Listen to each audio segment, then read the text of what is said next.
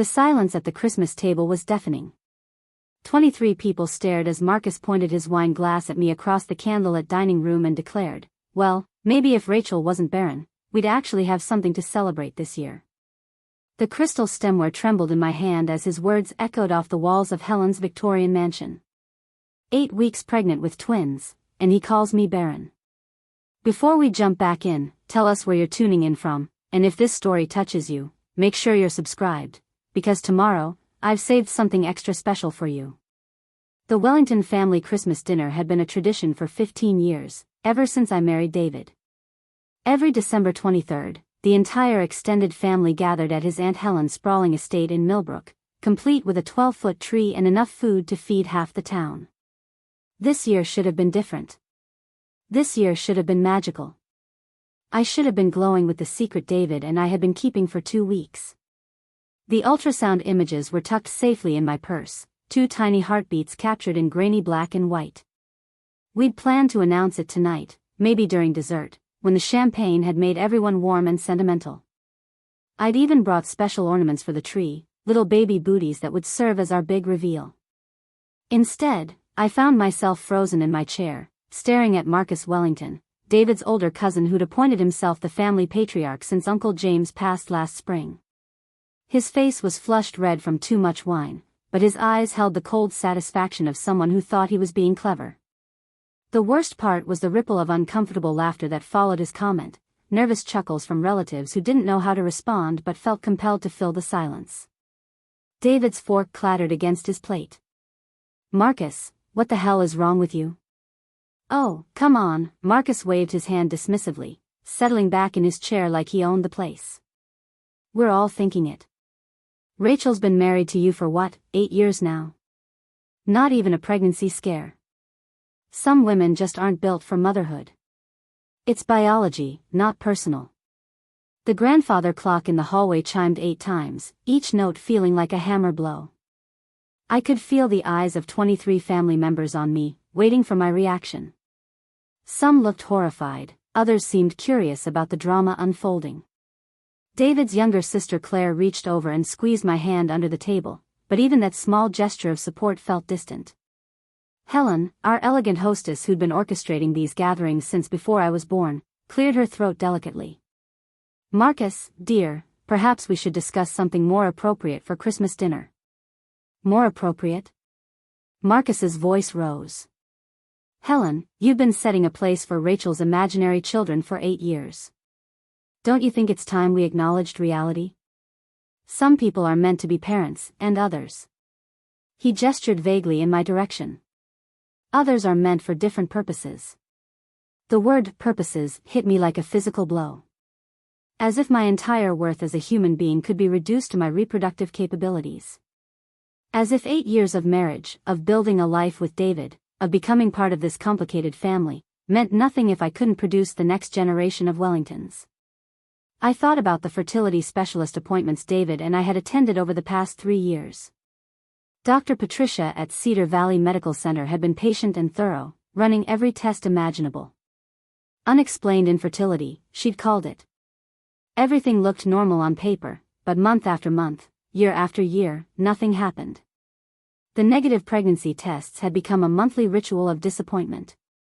The baby showers I'd attended with forced smiles. The well-meaning questions from family members about when we were going to give them grandchildren. Marcus wasn't finished. He leaned forward, his voice taking on what he probably thought was a compassionate tone. "Look, I'm not trying to be cruel here. But David deserves to be a father. The Wellington name needs to continue. Maybe it's time you two considered other options." Other options. The phrase hung in the air like poison. I knew exactly what he meant. David should find someone else. Someone fertile. Someone worthy of carrying on the precious Wellington legacy. The dining room that had always felt warm and welcoming suddenly felt suffocating. The scent of Helen's famous honey-glazed ham mixed with pine from the Christmas tree was making my stomach churn. Or maybe that was the morning sickness I'd been trying to hide for the past 2 weeks. The irony wasn't lost on me that the nausea that proved my pregnancy was being triggered by the man calling me barren. David stood up abruptly, his chair scraping against the hardwood floor. I can't listen to this anymore. Marcus, you're drunk and you're out of line. I'm drunk? Marcus laughed, but there was an edge to it now. David, I'm the only one brave enough to say what everyone's thinking. You're 34 years old. Rachel's 32. If it was going to happen, it would have happened by now. Face facts. The extended family around the table had gone completely silent. Uncle Robert was studying his plate intensely. Cousin Patricia was texting on her phone, probably updating her husband about the drama.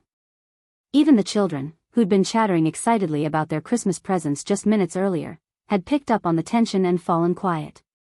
I felt something shift inside me, a strange calm settling over the hurt and humiliation. Maybe it was the hormones. Maybe it was finally hearing, out loud, what I'd suspected some of them thought about me all along. Maybe it was the knowledge that in just a few months, Marcus would have to eat every single one of his words. I set my wine glass down carefully, noting absently that I'd only pretended to sip it all evening. Pregnancy had a way of making alcohol completely unappealing. Marcus, I said quietly, my voice steady despite the trembling in my hands. Thank you for making your feelings so clear. He blinked, clearly expecting tears or protests or David to escalate the fight. Rachel, I'm just being honest. Sometimes honesty hurts, but, no, I interrupted, standing slowly. You're not being honest. You're being cruel. And there's a difference. I looked around the table, making eye contact with each family member. These people I'd spent 8 Christmases with, whose children I'd babysat, whose achievements I'd celebrated and whose losses I'd mourned. If you'll excuse me, I need some air. The December night was bitter cold, but the shock of it felt good against my heated cheeks. I wrapped my coat tighter around myself and walked to the garden behind Helen's house, where fairy lights twinkled in the bare branches of the oak trees. This was where David had proposed 5 years ago, where I'd felt so welcomed into the Wellington family tradition. Now it felt like a mockery.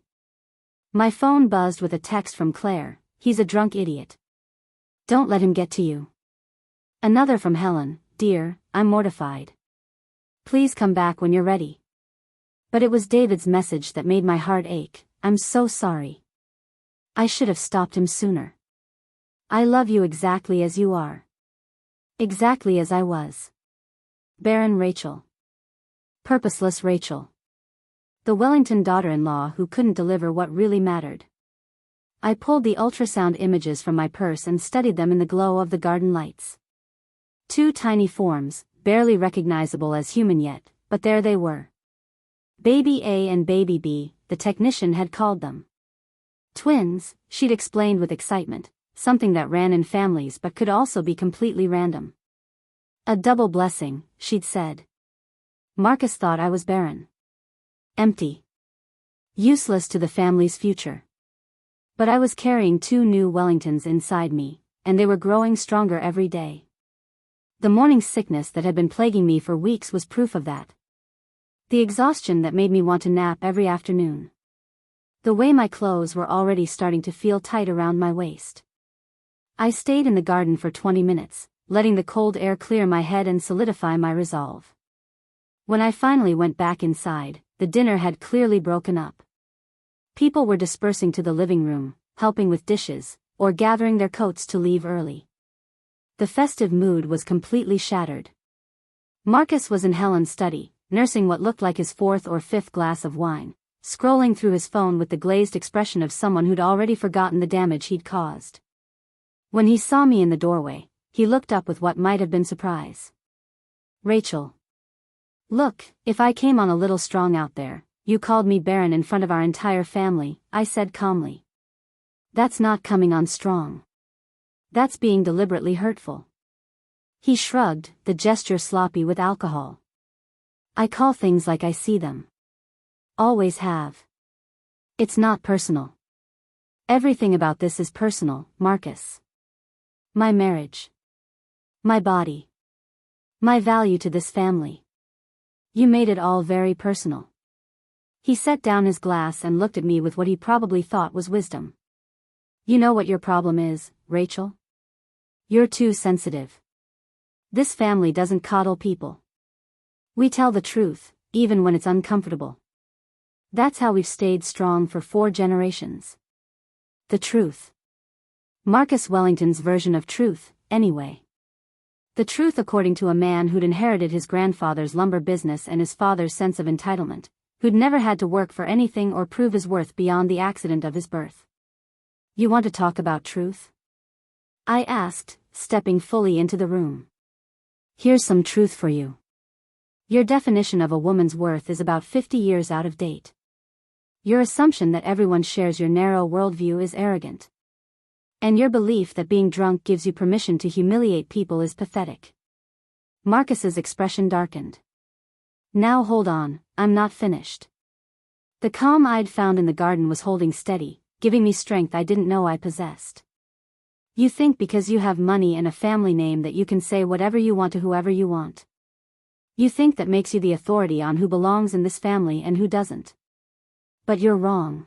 Preparing and narrating this story took us a lot of time, so if you are enjoying it, subscribe to our channel, it means a lot to us. Now back to the story.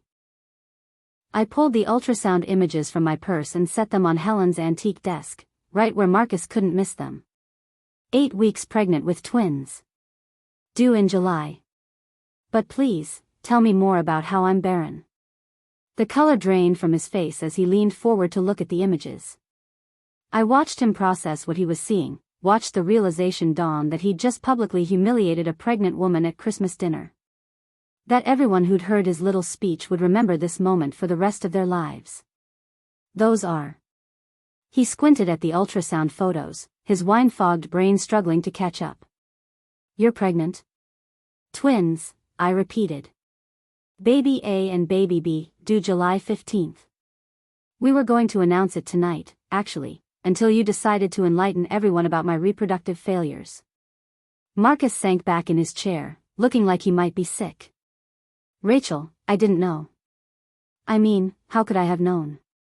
You should have said something before you called me barren. Before you suggested my husband should find someone else. Before you announced to 23 family members that I was useless. I gathered up the ultrasound images and tucked them safely back in my purse. This is who you are, Marcus. This is how you treat people when you think you can get away with it. The pregnancy doesn't change that. David appeared in the doorway, scanning the room quickly before his eyes settled on me. Everything okay in here? Just showing Marcus the ultrasound photos, I said evenly. He seemed very interested in my reproductive status. David's expression went from confusion to understanding to something approaching fury as his eyes moved between me and his cousin. You told him? He kept insisting he wanted the truth about my biological capabilities. I thought he should have all the facts. Marcus was staring at the desk where the ultrasound photos had been, as if he could still see them there. Twins, he said quietly. Jesus, Rachel, twins. The Wellington name will continue after all, I said, unable to keep the edge of satisfaction out of my voice. Twice over, in fact. I hope that's a relief for you. David crossed the room and put his arm around my waist, a gesture of protection and solidarity that made my throat tighten with emotion. We were waiting for the perfect moment to tell everyone. Christmas dinner seemed like it would be special. The perfect moment. Instead, we'd gotten Marcus's drunken cruelty and a shattered family gathering. The announcement we'd imagined, full of joy and celebration, had been replaced by this tense confrontation in Helen's study. Marcus rubbed his face with both hands, the gesture of a man trying to process the magnitude of his mistake. I should apologize. To both of you. To everyone. You should, David agreed coldly. But I'm not sure it matters now. Marcus looked up sharply. What do you mean? I answered before David could. I mean that tonight showed me exactly where I stand in this family. At least with some members of it. Pregnancy doesn't change that. Having twins doesn't erase what you said or how you said it. But you're carrying the next generation of Wellingtons, Marcus protested, as if the pregnancy automatically reset everything. That changes everything. Does it? I asked. Because what happens if I have complications? What if something goes wrong?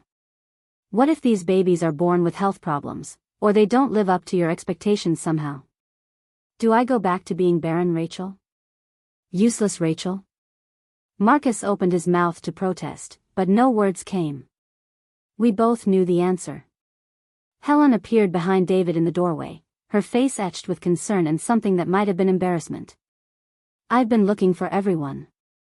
Is everything all right? Rachel's pregnant, David announced, not taking his eyes off Marcus. With twins. She was going to tell everyone tonight until Marcus decided to humiliate her instead. Helen's hand flew to her chest. Pregnant? Oh my dear, that's wonderful news. She looked between Marcus and me, clearly trying to piece together what had transpired. But why do you both look so upset? Ask your nephew, I said quietly. He has some very strong opinions about my reproductive capabilities.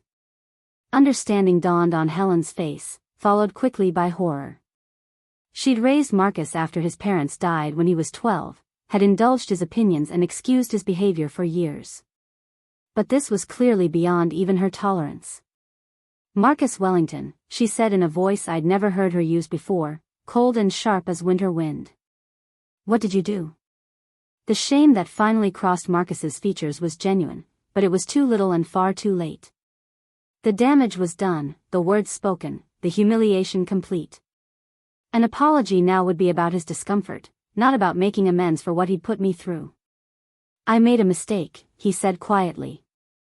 A big mistake. Helen's eyes moved to the ultrasound photos in my hand, and her expression softened into something approaching wonder. Twins, she whispered.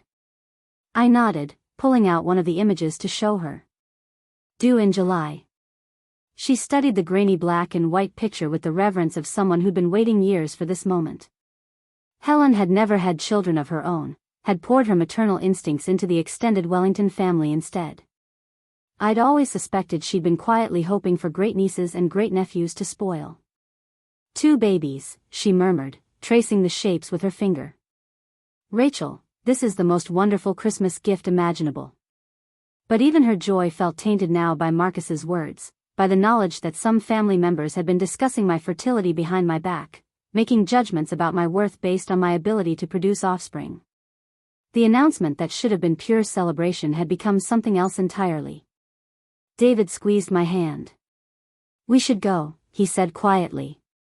This isn't how we wanted tonight to go. Helen looked stricken. Oh, please don't leave.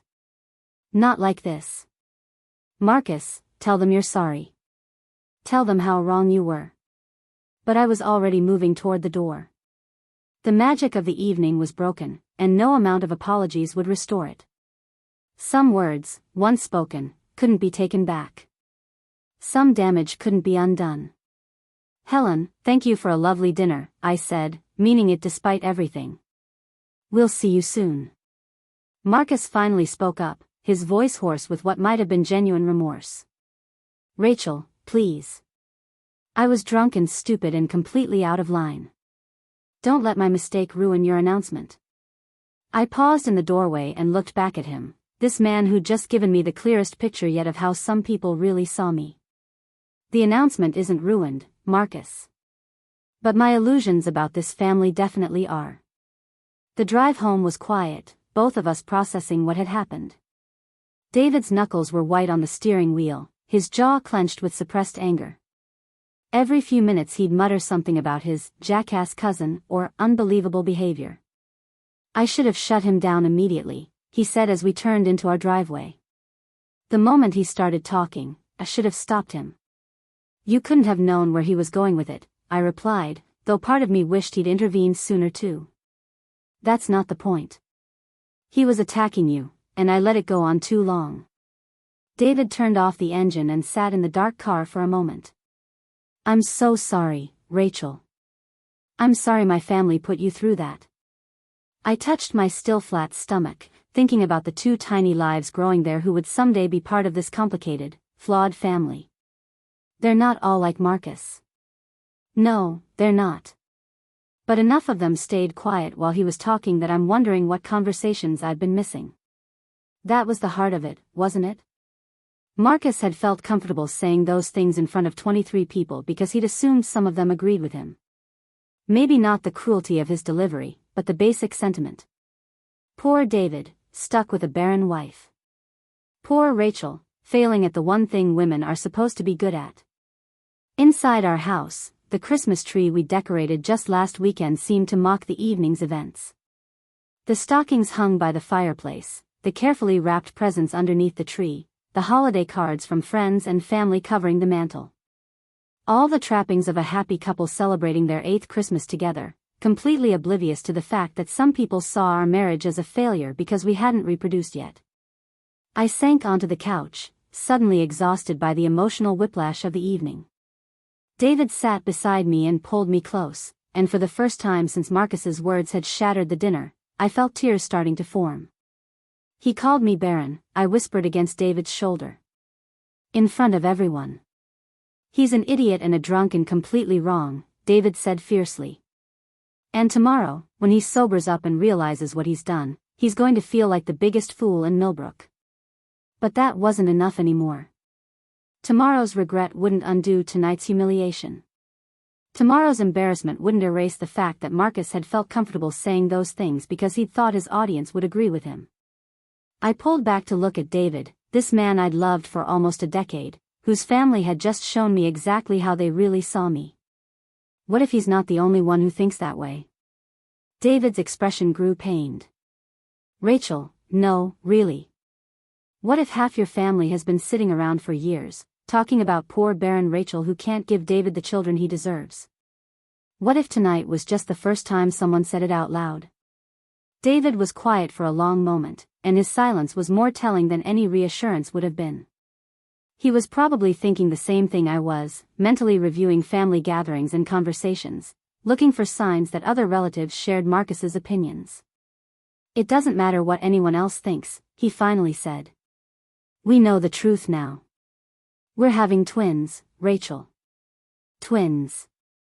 In 6 months, Marcus and anyone else who doubted you are going to look like complete idiots. But even that felt like reducing my worth to my reproductive success. As if the pregnancy vindicated me, proved I was valuable after all. What if I hadn't gotten pregnant? What if we'd never had children? Would Marcus's assessment have been accurate then? I knew David didn't see it that way. He'd married me for who I was, not for my potential as a mother. But the rest of his family was a different story, and tonight had shown me exactly where I stood with them. The twins were due in July, which meant I had 6 months to decide how I wanted to handle the rest of this pregnancy around people who'd already shown their true colors. 6 months to figure out whether I wanted to give Marcus and his supporters the satisfaction of seeing me prove them wrong, or whether I wanted something else entirely. Looking at the Christmas tree, at the life David and I had built together in this house, I realized that something fundamental had shifted tonight. The family dynamics I'd accepted for 8 years suddenly felt unacceptable. The role I'd been content to play, the accommodating daughter-in-law who went along to get along, no longer fit who I was becoming. Maybe it was the hormones. Maybe it was finally seeing the family politics clearly for the first time. Or maybe it was the protective instinct that had kicked in the moment I'd found out I was carrying twins. But something had changed in me tonight, and there was no going back to the way things were before. Marcus had called me barren, but he was wrong about more than just my fertility. He was wrong about my value, my purpose, and my place in the Wellington family. The question now was what I was going to do about it. The morning after Christmas dinner, I woke up to 17 missed calls and 23 text messages. Word had traveled fast through the Wellington family network, though I suspected the story was getting twisted with each retelling. Some messages were supportive, others were awkward attempts at damage control, and a few were clearly fishing for more details about my pregnancy. Claire had texted 3 times, "Call me when you get this." Marcus is in full panic mode. Helen had left a voicemail that started with her crying and ended with her demanding Marcus write a formal apology letter. Even David's parents, who lived in Florida and rarely involved themselves in family drama, had called to congratulate us on the pregnancy and express their horror at what they'd heard happened. But it was the message from Marcus himself that made my stomach churn. "Rachel, I need to talk to you. Can we meet for coffee today?" I want to make this right. Make this right. As if 24 hours could undo 8 years of carefully hidden resentment that had finally bubbled to the surface in the worst possible way. As if coffee and an apology could repair the damage done in front of 23 witnesses. David was already up, pacing the kitchen with his phone pressed to his ear, speaking in the low, tense voice he used when he was trying to control his anger. No, Mom, she doesn't owe him a meeting. He humiliated her in public, and now he wants the opportunity to make himself feel better with an apology. I made myself a cup of ginger tea and listened to David defend me to his mother, who apparently thought I should give Marcus a chance to explain himself. The nausea that had been my constant companion for the past 2 weeks was particularly strong this morning, though I couldn't tell if it was pregnancy-related or stress-induced. The house phone rang, and I let it go to voicemail. It rang again 5 minutes later, then again. By the 4th call, I was ready to unplug it entirely, but David gestured for me to wait as he finished his conversation with his mother. She wants to know if we'll come to her New Year's party, he said after hanging up. Apparently the whole family will be there, including Marcus, and she thinks it would be a good opportunity for everyone to celebrate the pregnancy properly. The idea of facing that crowd again, of pretending everything was fine while Marcus made a show of his reformed attitude, made me feel sick. I can't do it, David. I can't pretend that what he said doesn't matter just because I turned out to be pregnant after all. David sat down across from me at our kitchen table, the same table where we'd stared at those first positive pregnancy tests 2 weeks ago with a mixture of disbelief and joy. You don't have to pretend anything. But Mom has a point about not letting Marcus drive you away from family events. He didn't drive me away, I said carefully. He showed me something I'd been choosing not to see. There's a difference. The phone rang again, and this time I answered it without checking the caller ID. Hello? Rachel, thank God. It was Helen, sounding more frazzled than I'd ever heard her. I've been trying to reach you all morning. How are you feeling? How are the babies? I've been worried sick about the stress affecting your pregnancy. I'm fine, Helen. The babies are fine. Morning sickness is normal. Oh good, I was reading online that stress can cause complications in early pregnancy, and I've been beside myself thinking that Marcus might have caused harm to those precious little ones. She paused, and I could hear her taking a shaky breath. Rachel, I need you to know that what happened last night does not represent how this family feels about you. Marcus was completely out of line, and I've told him so in no uncertain terms. What exactly did you tell him? I told him that if he doesn't make a sincere apology to you and David, he won't be welcome in my house again. I told him that his behavior was disgusting and unforgivable. And I told him that he's lucky David didn't punch him in the mouth, because I might have. Despite everything, I found myself smiling at the image of elegant, proper Helen threatening physical violence on my behalf. I appreciate that, Helen. I really do. But she'd always been perceptive. But an apology from Marcus won't change what I learned about how some people in this family really see me. It won't erase the fact that he felt comfortable saying those things because he thought his audience would agree with him. Helen was quiet for a long moment. You think others share his opinion? I think Marcus has never had an original thought in his life. Everything he believes, he learned from someone else. The question is who? Another pause. Rachel, I want you to know that I have never, not once, thought of you as anything other than a beloved member of this family. Your inability to get pregnant never diminished your worth in my eyes. I hope you know that. I did know that. Helen had always been kind to me, had included me in family traditions and genuinely seemed to enjoy my company. But Helen wasn't the only Wellington, and her opinion wasn't the only one that mattered in family dynamics. I know you care about me, Helen. But caring about me and valuing me are two different things. And last night showed me the difference. After I hung up, I found myself thinking about the past 8 years of family gatherings. The subtle questions about when David and I were going to start a family. The way conversations would sometimes stop when I entered a room, then resume with forced brightness. The baby showers where I'd been relegated to gift opening duty while the other wives shared pregnancy stories and parenting advice. I'd attributed it all to normal family curiosity, to people who loved us wanting to see us happy. But now I wondered how many of those conversations I'd interrupted had been about my fertility failures. How many relatives had been taking bets on whether David would eventually leave me for someone who could give him children. The morning sickness hit hard around 10 o'clock, sending me rushing to the bathroom where I spent 15 minutes hunched over the toilet. David held my hair back and rubbed my shoulders, murmuring reassurances about how this was a good sign, proof that the pregnancy was progressing normally. But when I caught sight of myself in the bathroom mirror afterward, pale and shaky, I had a sudden vision of what the next 6 months were going to look like. Morning sickness that would eventually become obvious to everyone around me. A growing belly that would announce the pregnancy to the world. Family members who would suddenly treat me differently, not because I'd changed, but because my value to them had been proven. I don't want to announce it yet, I said suddenly. David looked confused. Announce what? The pregnancy. The twins. I don't want to tell the rest of the family yet. But Marcus already knows. And he'll probably tell people. Let him. Let people hear it secondhand, as gossip, as something Marcus claims to know. But I'm not making any announcements. I'm not sending out Christmas cards with ultrasound photos. I'm not posting on social media or calling relatives with the good news. David sat down on the edge of our bed, studying my face with concern. Rachel, what's going on? This morning you seemed angry about what Marcus said. Now you seem angry about the pregnancy itself. I'm not angry about the pregnancy.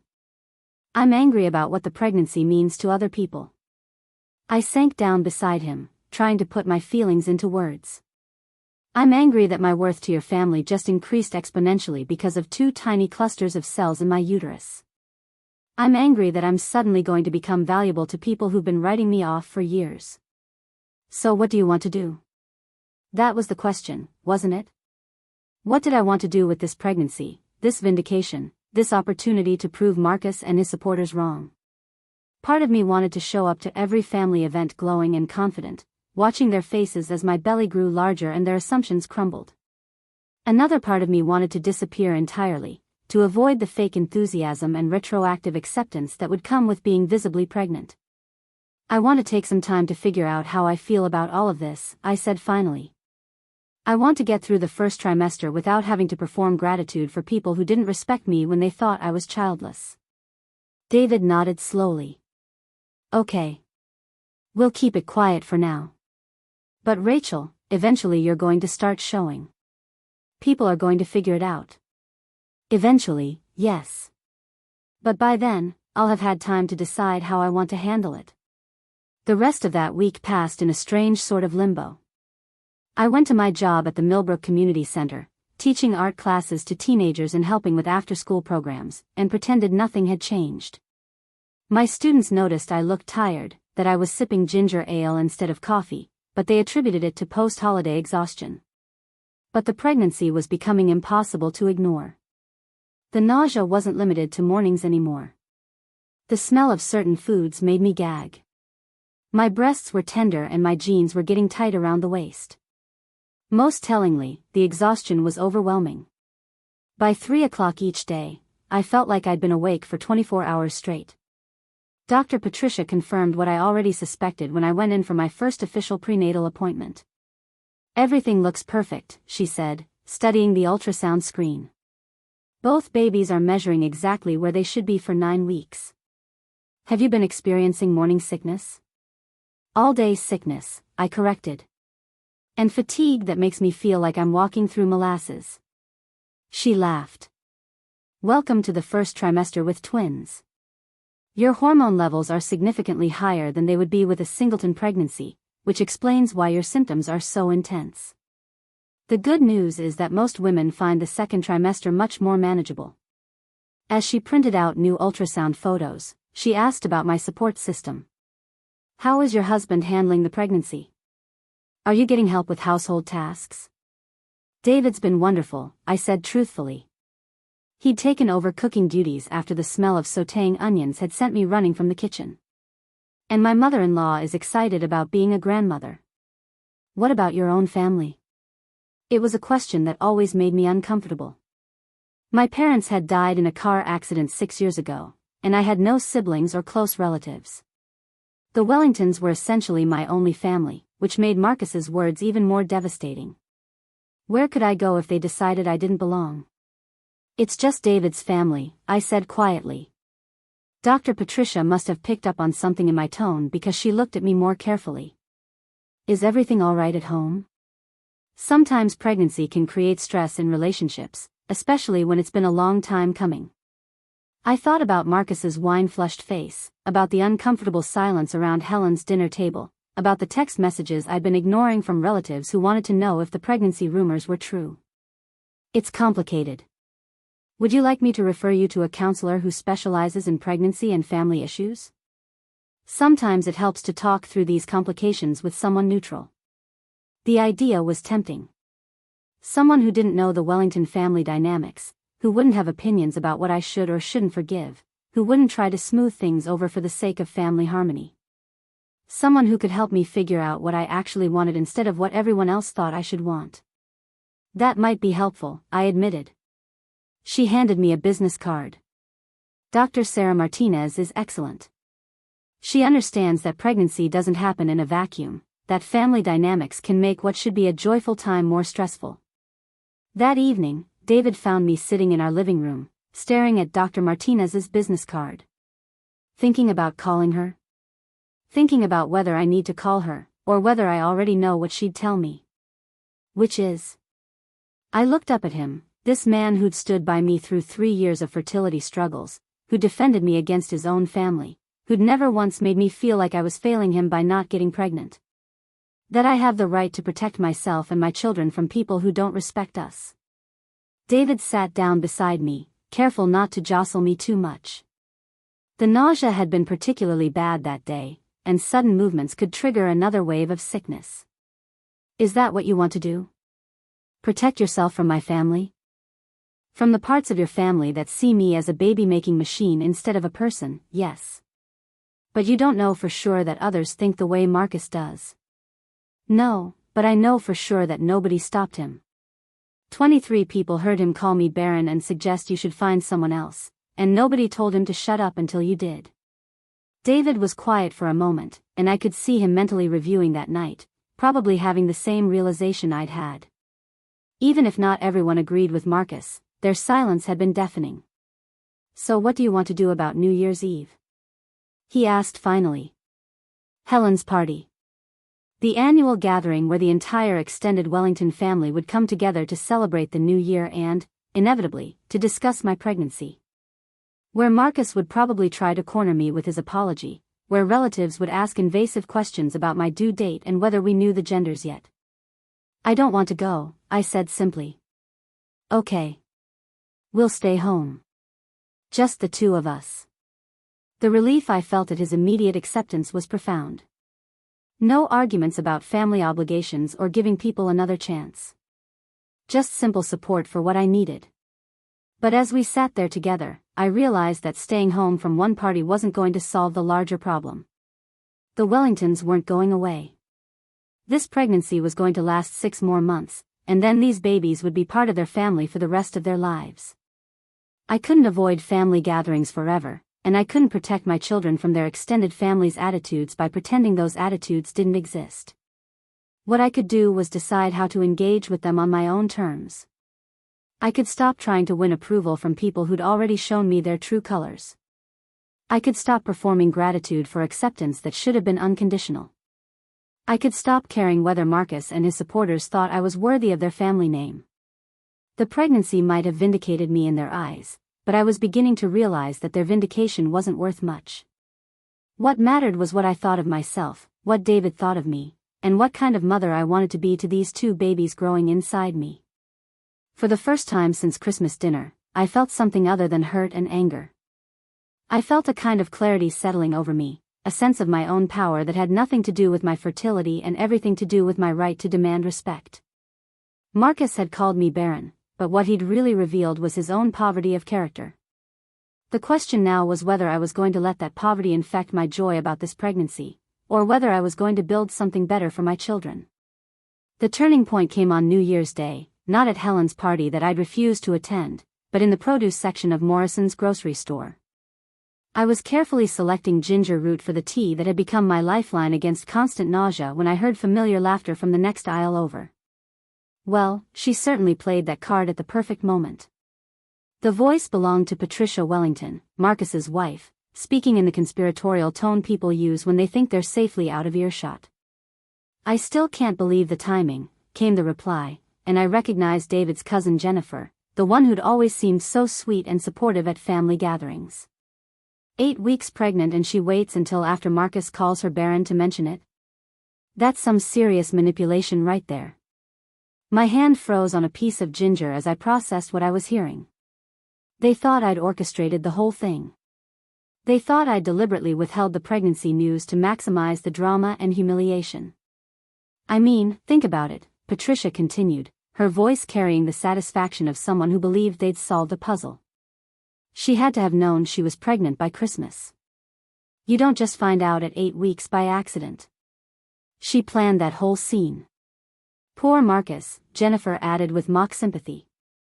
He walked right into her trap. Now he looks like the villain when all he did was say what everyone's been thinking for years. The ginger root slipped from my trembling fingers and hit the floor with a soft thud. All he did was say what everyone's been thinking. There it was, the confirmation of my worst fears spoken aloud in casual conversation between two women who'd smiled at me and hugged me and welcomed me into their family for nearly a decade. The worst part is how it makes the rest of us look, Patricia went on. Now we all have to pretend we're thrilled about this pregnancy and act like Marcus was completely out of line, when honestly, David deserves better than someone who plays games like that. I stood there in the produce section, one hand instinctively moving to my still flat stomach, listening to my husband's family members dissect my character and motivations with clinical detachment. These were women I'd exchanged Christmas gifts with, whose children I'd babysat, who'd been to my home for dinner parties and birthday celebrations. At least now we know why she's been so smug lately, Jennifer added. Walking around with that secret, knowing she was about to make fools of all of us. Smug. I'd been fighting constant nausea, exhaustion, and the emotional trauma of public humiliation, but they interpreted my struggle to maintain composure as smugness. The sound of their cart wheels moving away snapped me out of my frozen state. I abandoned my own shopping and walked quickly toward the store exit, my heart pounding with a mixture of fury and clarity that felt almost intoxicating. By the time I reached my car, I knew exactly what I needed to do. David was in his home office when I burst through our front door, probably trying to catch up on work he'd missed during the chaotic holiday week. He looked up from his laptop with concern when he saw my expression. What happened? Are you okay? Is it the babies? The babies are fine, I said, closing his office door behind me and leaning against it. But I just overheard Patricia and Jennifer at Morrison's, and I need to tell you something important. David's expression grew wary as I recounted the conversation I'd accidentally witnessed. With each detail I shared, his face grew darker, his jaw tighter, until he looked like he might put his fist through the wall. They think you planned it, he said when I finished, his voice dangerously quiet. They think you manipulated the situation to humiliate Marcus. And they think you deserve better than a game-playing wife who trapped you with a pregnancy. David stood up abruptly, his chair rolling backward. I'm calling Patricia right now. This is unacceptable. No. My voice was calm but absolute. You're not calling anyone. Rachel, they're spreading lies about you. About us. I can't let them. What lies? I interrupted. That everyone's been thinking I'm barren for years? That Marcus said what the family really believes? That I'm not good enough for you? Those aren't lies, David. Those are truths they accidentally revealed.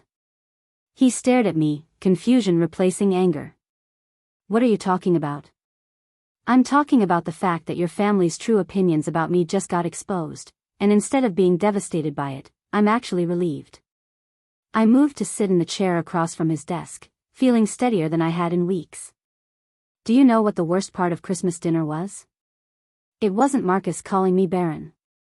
It was realizing that 21 other people sat there and let him do it. Not everyone agreed with him, but nobody stopped him either. And today I found out why. Because Patricia and Jennifer, and probably others, think Marcus was right. They think he just had bad timing. David sank back into his chair, the weight of what I was saying settling over him. So what do you want to do about it? I want to stop pretending that their acceptance matters to me. I want to stop performing gratitude for basic human decency. And I want to stop subjecting myself and our children to people who see us as inconveniences they have to tolerate. The decision felt like stepping off a cliff, terrifying and liberating at the same time. For 8 years, I'd been trying to earn my place in the Wellington family, to prove that I belonged despite not sharing their blood or their history. I'd accepted their casual dismissals and subtle slights because I believed that patient endurance would eventually be rewarded with genuine acceptance. But overhearing Patricia and Jennifer had shattered that illusion completely. I would never be good enough for them. Even carrying their precious family legacy in my womb, I would always be the outsider who'd somehow tricked their way in. What does that look like, practically speaking? David asked. It means I stop going to family events where I'm not genuinely welcome. It means I stop pretending that surface politeness is the same thing as respect. And it means I start making decisions based on what's best for our nuclear family instead of what keeps the peace with your extended family. David was quiet for a long moment, studying my face with an intensity that made me wonder if he was seeing someone he didn't recognize. You're different, he said finally. Since Christmas dinner, you're... I don't know how to describe it. Awake, I supplied. I'm awake in a way I wasn't before. And you're sure about this? About essentially cutting ties with most of my family? The question hung in the air between us, loaded with implications about our marriage, our children's relationships with their relatives, the life we'd built in this small town where everyone knew everyone else's business. I'm not cutting ties, I clarified. I'm setting boundaries. There's a difference. Helen genuinely cares about me, and Claire has always been supportive. Your parents are good people who live far enough away that geography handles most of the awkwardness. But Marcus and Patricia and Jennifer and whoever else thinks I'm a manipulative gold digger who trapped you with a pregnancy? They can think whatever they want. I just don't want to hear about it. David leaned back in his chair, processing what I was saying. My mother is going to have opinions about this approach. Your mother can have all the opinions she wants. But she doesn't get to dictate how I handle people who disrespect me. What about the babies? They're going to be Wellingtons. They deserve to know their extended family. This was the heart of it, the question that had been keeping me awake at night. What kind of mother did I want to be? What kind of family environment did I want to create for these children? They deserve to know family members who value and respect them, I said carefully. They don't deserve to be exposed to people who will treat them differently based on arbitrary criteria or family politics. I won't raise children who think love and acceptance are conditional on performance. David's expression shifted from concern to something approaching admiration. You've really thought this through. I've had to. Because in 6 months, I'm going to have 2 babies depending on me to protect them from exactly the kind of toxicity I've been tolerating for 8 years. The conversation was interrupted by the phone ringing, David's mother's name appearing on the caller ID. We looked at each other, and he raised his eyebrows in a silent question. I shook my head. Let it go to voicemail, I said. I'm not ready to explain my decisions to anyone else yet. But the phone calls didn't stop. Over the next 3 days, we received calls from Helen, David's parents, 2 of his aunts, and even Marcus himself. The family grapevine had clearly been working overtime, spreading news of my absence from New Year's Eve and speculation about what it meant. The voicemails ranged from concerned to frustrated to downright demanding.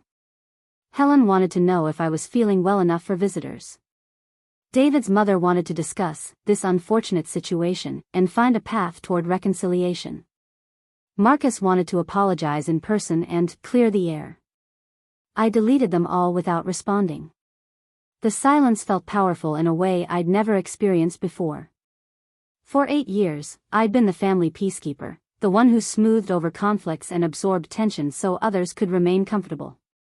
I'd returned every phone call, attended every gathering, smiled through every slight because I believed that was what good family members did. But now I understood the difference between being a good family member and being a convenient target for people who needed someone to blame for their own discomfort. The real test came the following weekend when Helen showed up at our door unannounced, carrying a casserole dish and wearing the determined expression of someone on a mission. "Rachel, dear, we need to talk," she announced, brushing past me into our living room without waiting for an invitation. David appeared from the kitchen, drawn by the sound of voices, and his face went carefully neutral when he saw his aunt. "Helen. This is unexpected. Sit down, both of you," she commanded, setting the casserole on our coffee table with more force than necessary. "This family rift has gone on long enough." I remained standing, my arms crossed over my chest. "What family rift?" Helen's eyebrows rose at my tone. "Don't play games with me, Rachel. You've been ignoring phone calls and avoiding family events. People are starting to talk." "People have been talking all along," I replied evenly. "I'm just not interested in managing their opinions anymore." "That's a luxury you can't afford when you're carrying Wellington babies," Helen snapped, and something in her voice reminded me uncomfortably of Marcus's proprietary attitude toward my reproduction. David stepped forward, his protective instincts clearly activated. "Aunt Helen, I think you need to be careful about how you speak to my wife." "Your wife is being unreasonable," Helen shot back. "Marcus made a mistake, yes, but he was drunk and he's genuinely sorry. This whole situation is being blown completely out of proportion." "By whom?" I asked quietly. Helen looked confused. "What do you mean? Who exactly is blowing this out of proportion?" "Marcus, who called me Barren in front of 23 people. Patricia and Jennifer, who think I manipulated the situation for dramatic effect. Or me, for having the audacity to be hurt by public humiliation."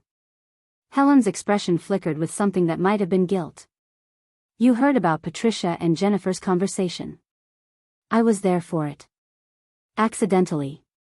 But I'm glad I was, because it clarified a lot of things for me. Rachel, you have to understand that people are processing this situation in different ways. Not everyone handles shock and surprise well." "I'm not asking them to handle anything," I said, my voice remaining calm despite the fire building in my chest.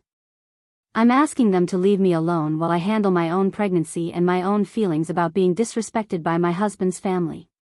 Helen sat down heavily on our couch, suddenly looking older than her 72 years. "You're tearing this family apart." The accusation hit exactly where she'd aimed it, at my deepest fear about my place in their world. For a moment, I felt the old instinct to apologize, to smooth things over, to find a way to make everyone comfortable again. But then I thought about Patricia's casual cruelty, about Jennifer's easy dismissal of my worth, about Marcus's wine-flushed face as he pronounced judgment on my fertility. I thought about the children growing inside me and the kind of family dynamics I wanted them to inherit. "No," I said firmly. "I'm not tearing anything apart. I'm refusing to hold together something that was already broken." Helen's eyes widened at my directness. "Rachel, that's not, Helen, I love you. I've always loved you. But I will not sacrifice my self-respect or my children's well-being to maintain the illusion of family harmony.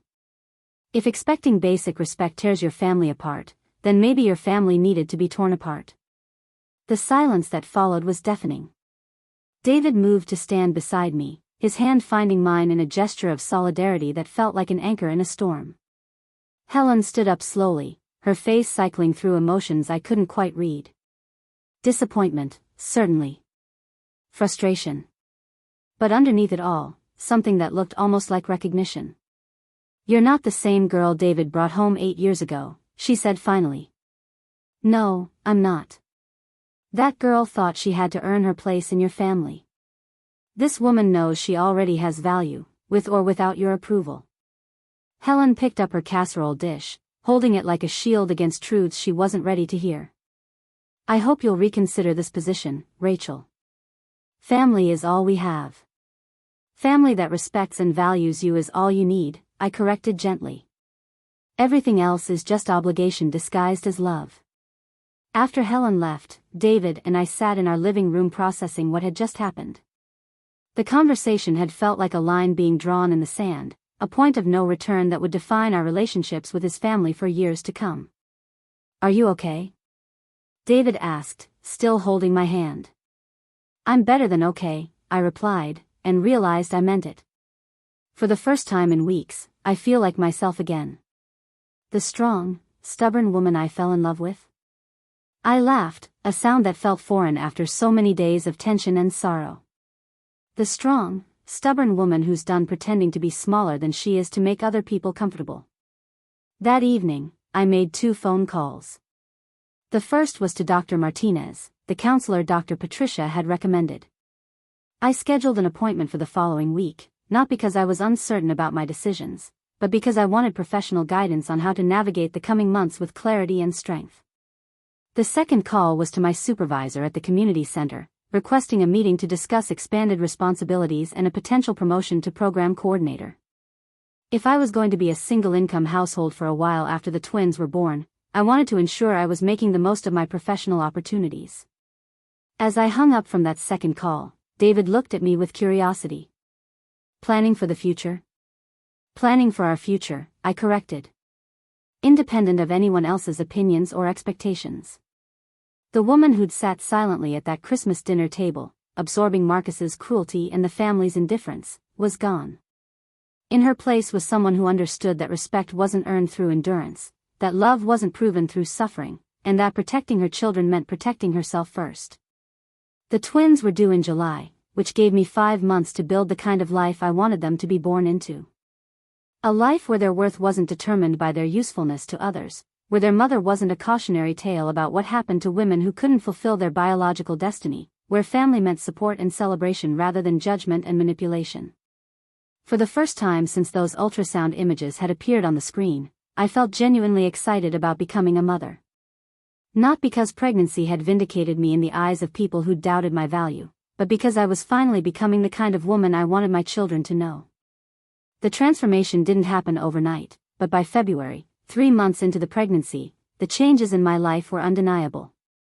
The promotion at the community center had come through, along with a 15% salary increase and my own office overlooking the children's playground. My morning sickness had finally subsided, replaced by the energy and confidence that seemed to grow alongside my expanding belly.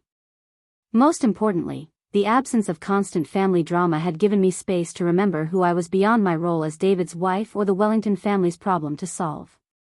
I'd forgotten how much I enjoyed my work with the teenagers in our after-school arts program, how satisfying it was to see shy kids discover their creative voices, how much energy I had when I wasn't constantly managing other people's emotions and expectations. The twins were growing beautifully according to Dr. Patricia, who'd become genuinely excited about monitoring my first multiple pregnancy. At 18 weeks, we'd learned they were a boy and a girl, which had sent David into a week-long glow of paternal pride. But more than that, seeing their fully formed features on the ultrasound screen had made them real to me in a way they hadn't been before. "Look at her little nose," David had marveled during the appointment, pointing to the grainy image on the monitor. "She looks just like you." "And he's got your stubborn chin already," I'd replied, watching our son's profile emerge from the static. These weren't abstract concepts anymore, weren't symbols of vindication or failure. They were Oliver and Emma, the names we'd chosen after weeks of discussion, and they were going to be born into a world I was actively creating for them. The first sign that my new boundaries were working came through Claire, who called in early March with news that surprised even her. "You're not going to believe what happened at Sunday dinner yesterday," she said without preamble when I answered the phone. Helen's weekly Sunday dinners had been another tradition I'd quietly stepped away from, claiming pregnancy fatigue whenever David asked if I wanted to attend. He'd gone to a few without me, but had eventually stopped going himself, saying they felt awkward without me there. "I can probably guess," I replied, settling into my new office chair with a cup of herbal tea. Someone had opinions about my continued absence. "Marcus brought up your pregnancy again, wondering out loud whether you were taking proper care of yourself without family support," Claire said, her voice carrying barely suppressed outrage.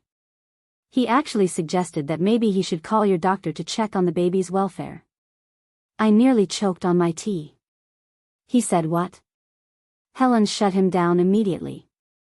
Told him that if he was so concerned about pregnant women's health, maybe he should examine his own behavior and how stress affects expectant mothers. Then she told him that any further discussion of your pregnancy was unwelcome at her dinner table. The image of Helen defending me in my absence was both gratifying and complicated. She'd been hurt by my withdrawal from family events, but apparently she'd also been paying attention to the dynamics that had driven me away. How did Marcus take that? I asked. Like a scolded child. But here's the interesting part: after he left, Patricia made some comment about how dramatic you were being about the whole situation, and 3 different people told her to stop talking. Claire's voice carried a note of satisfaction. Apparently your absence has made some people realize how often they just accepted Marcus and Patricia's negativity because it was easier than confronting it. This was unexpected. I'd assumed my withdrawal would simply confirm their existing opinions about me, that they'd see my boundaries as proof of my selfishness or manipulation. Instead, it seemed like removing myself from the equation had forced them to examine the dynamics I'd been buffering. Who told Patricia to stop? I asked, genuinely curious. Uncle Robert, Jennifer's husband Mike, and believe it or not, David's cousin Tom. Tom actually said that maybe the family needed to look at why someone would choose to avoid gatherings rather than assuming she was being difficult. Tom, who I'd always considered one of Marcus's supporters, questioning the family narrative about my behavior.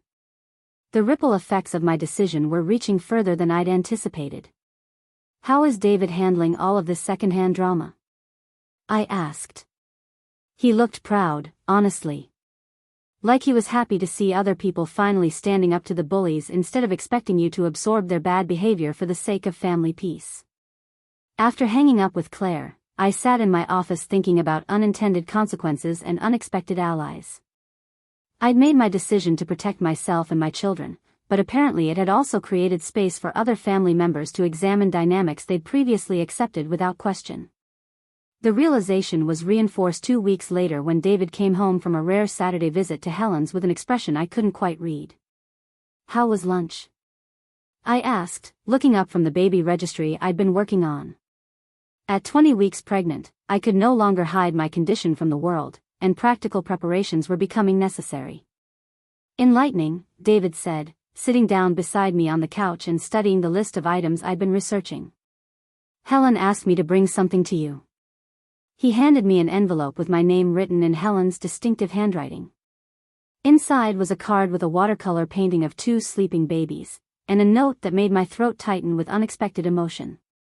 My dear Rachel, it read, I've been doing some thinking since our last conversation, and I owe you an apology.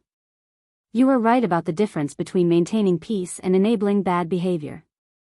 I've spent too many years prioritizing comfort over justice, and I'm sorry that my silence contributed to your pain. You are raising these babies with wisdom and strength, and they're lucky to have a mother who protects them even when it's difficult. All my love, Helen. David watched my face as I read. She asked me to tell you that you're welcome in her home anytime, but only if and when you're ready. No pressure, no expectations, no timeline. The gesture felt significant in a way that went beyond simple apology. Helen wasn't just acknowledging her mistakes, she was actively changing her behavior and offering relationship on my terms rather than the family's traditional terms. What else happened at lunch? I asked, sensing there was more to David's story. Marcus wasn't there. Apparently Helen told him he's not welcome until he makes genuine amends for his behavior, not just apologizes for getting caught.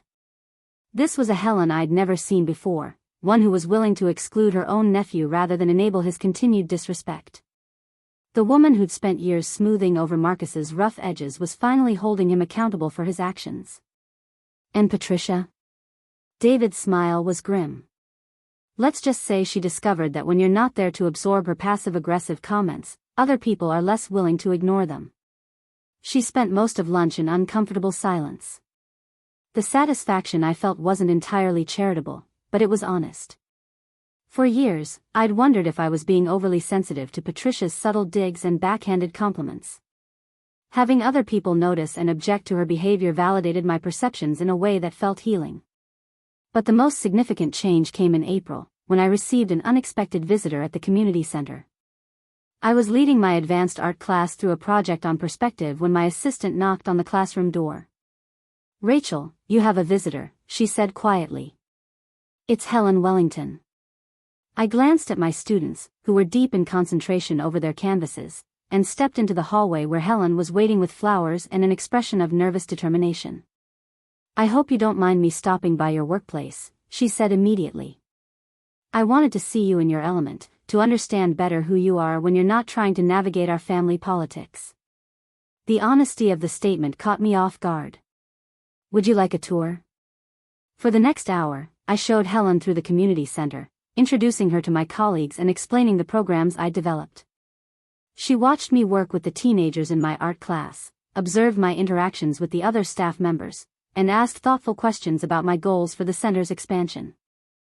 "You're different here," she said as we sat in my office afterward, watching through the window as kids played on the playground below. "More yourself."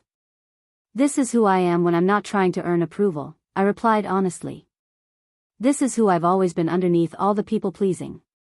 Helen was quiet for a moment, studying my face with the intensity of someone making important mental calculations. "I've been thinking about what you said, about family being obligation disguised as love.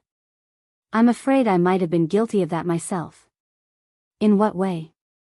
"I've spent so many years trying to hold this family together, to maintain traditions and connections, that I forgot to ask whether those traditions and connections were actually serving the people involved."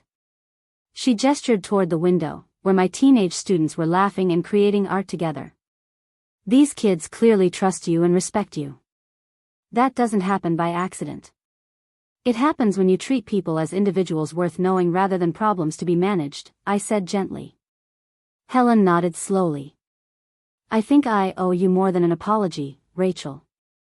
I think I owe you a completely different relationship, one where you don't have to perform gratitude for basic decency."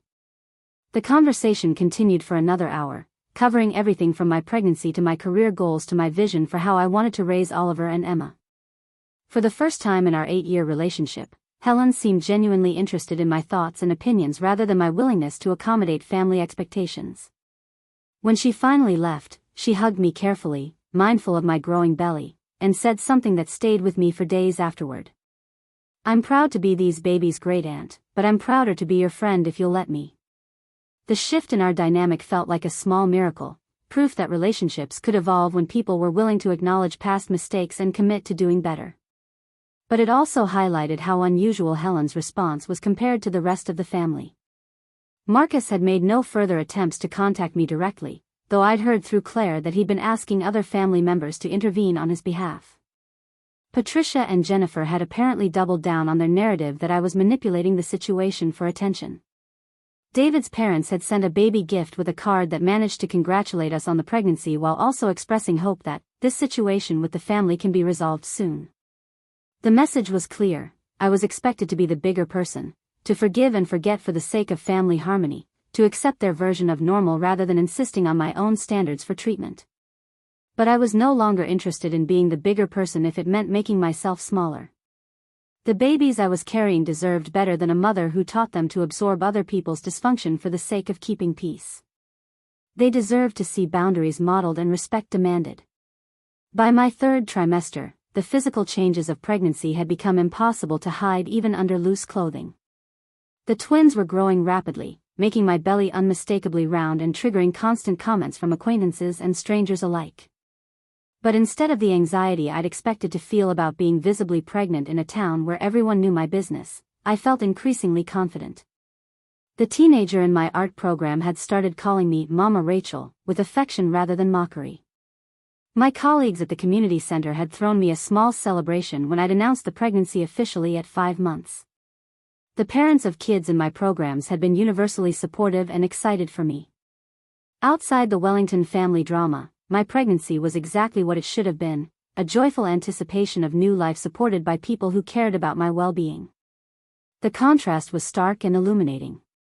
The people who knew me as Rachel the art teacher, Rachel the program coordinator, Rachel the mentor and colleague, celebrated my pregnancy as good news.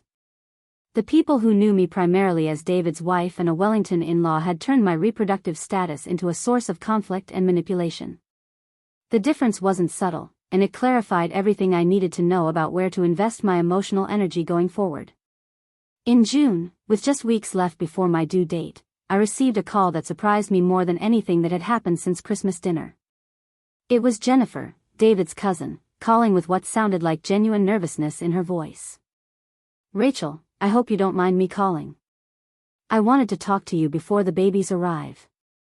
I settled into the rocking chair David had assembled in the nursery, my hand automatically moving to my belly where Oliver was conducting what felt like soccer practice against my ribs. "What's on your mind, Jennifer?" "I owe you an apology." "Several apologies, actually."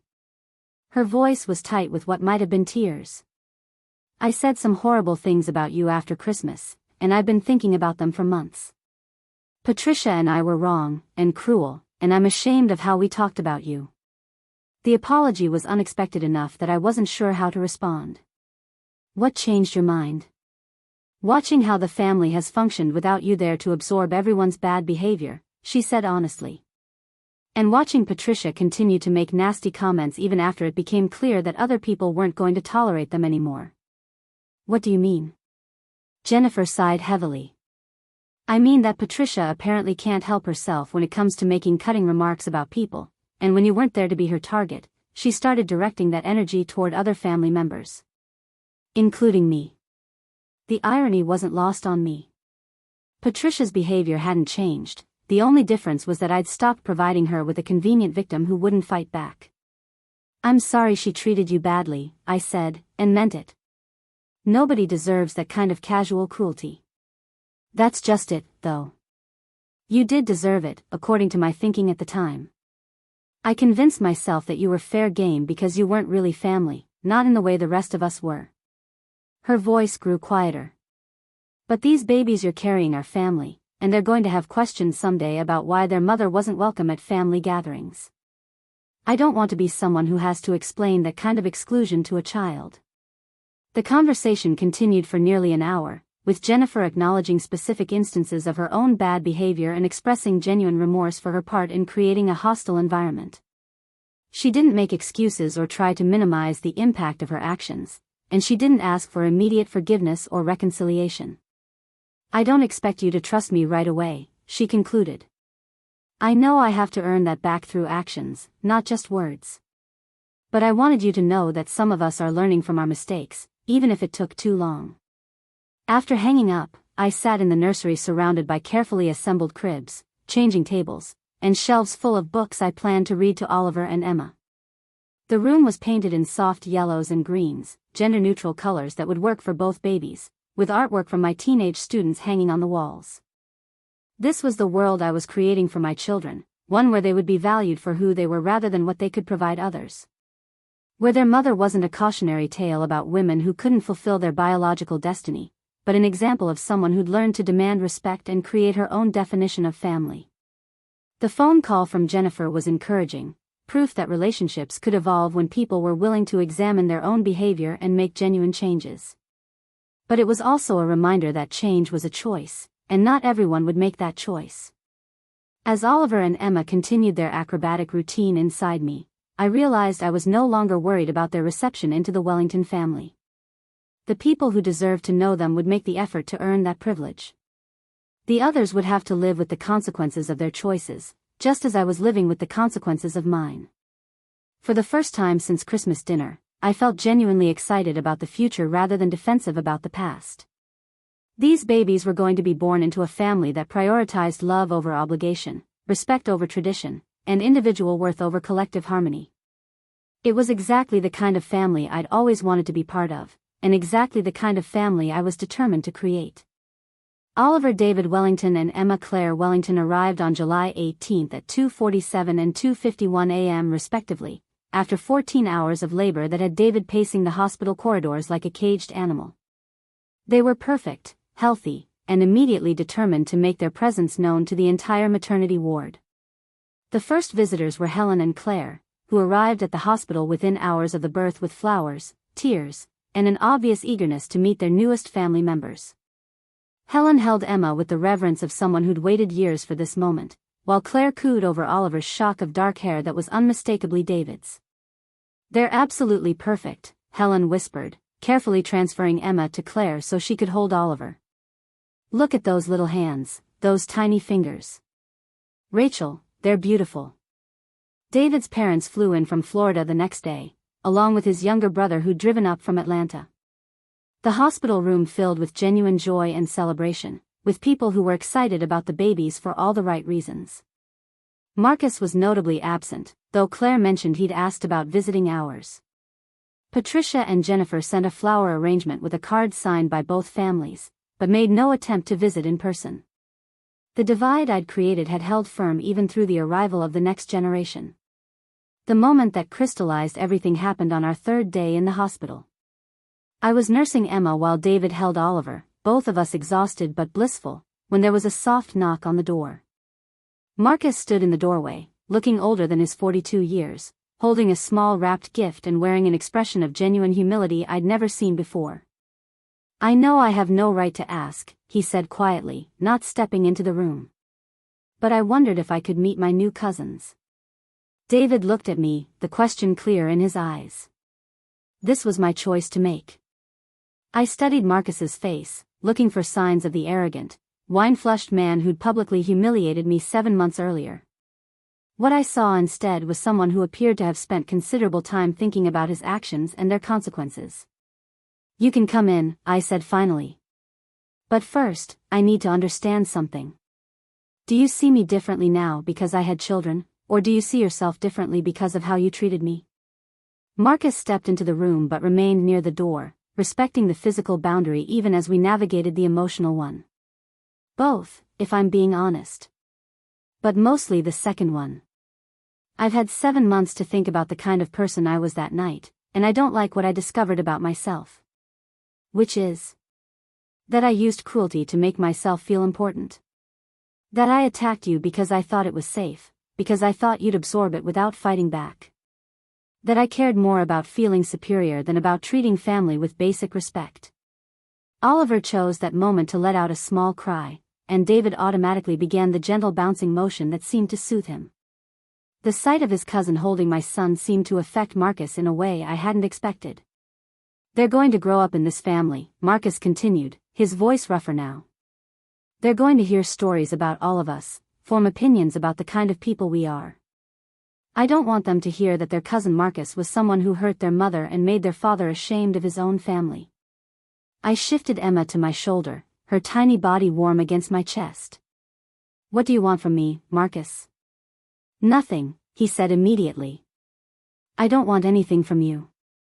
I want to give you something, which is the knowledge that I understand what I did wrong and I'm working to become someone different. Someone worthy of being around these babies. The conversation that followed was unlike any I'd ever had with Marcus. He took full responsibility for his actions without making excuses about alcohol or stress or family pressure. He acknowledged that his behavior had been part of a pattern of disrespect that had extended far beyond that one dinner. He didn't ask for forgiveness or reconciliation, only for the opportunity to prove through his actions that he was capable of change. When he finally left, after spending 20 minutes quietly admiring Oliver and Emma and speaking to them in the gentle voice I'd never heard him use before, David and I were both emotionally drained. That wasn't what I expected, David admitted. No, but it was what I needed to hear. Not an apology designed to make me feel better about him, but accountability that might actually lead to change. 3 weeks later, back at home with 2 babies who had completely reorganized our lives around their feeding and sleeping schedules, I received an invitation that made me smile. Helen was hosting a small welcome party for Oliver and Emma, with only the family members who had consistently shown support and respect. No drama, no politics, no people who make you uncomfortable, Helen had written in her accompanying note. Just people who love you and want to celebrate these precious babies properly. The party was everything the Christmas dinner hadn't been. Genuine warmth, authentic celebration, and the kind of family atmosphere I wanted my children to experience. Uncle Robert played peekaboo with Emma until she giggled, a sound that made everyone in the room stop and smile. Jennifer, who had continued to prove her commitment to change through months of respectful behavior, brought a handmade quilt she'd spent weeks creating. Marcus wasn't there, and his absence felt like a gift rather than a loss. He was working to become someone different, but that work was his responsibility, not mine. If and when he succeeded, there might be a place for him in our lives. Until then, his absence protected my children from dynamics they were too young to understand. As I looked around Helen's living room, watching my babies being loved and celebrated by people who had earned the privilege, I realized something profound had shifted. This wasn't the family I'd married into 8 years ago. This was the family we'd created through a process of setting boundaries, demanding respect, and refusing to accept dysfunction as normal. Oliver and Emma would grow up knowing they were wanted and valued not for what they could provide others, but simply for who they were. They would see their parents model healthy relationships and appropriate boundaries. They would understand that love and respect weren't negotiable, that family meant support rather than obligation. Most importantly, they would know their mother as someone who had learned to value herself enough to demand better treatment, someone who had chosen their well-being over false peace, someone who had created the kind of family environment where children could thrive. The woman who had sat silently at that Christmas dinner, absorbing Marcus's cruelty and everyone else's indifference, was gone. In her place was a mother who would teach her children that their worth was inherent, that their voices mattered, that they never had to earn love by accepting less than they deserved. As Emma fell asleep in my arms and Oliver dozed peacefully in David's, I felt a deep satisfaction that had nothing to do with proving anyone wrong and everything to do with building something right. The best revenge, I'd learned, wasn't revenge at all. It was simply becoming the person you were always meant to be and creating the life your children deserved to inherit. Up next, you've got 2 more standout stories right on your screen. If this one hit the mark, you won't want to pass these up. Just click and check them out.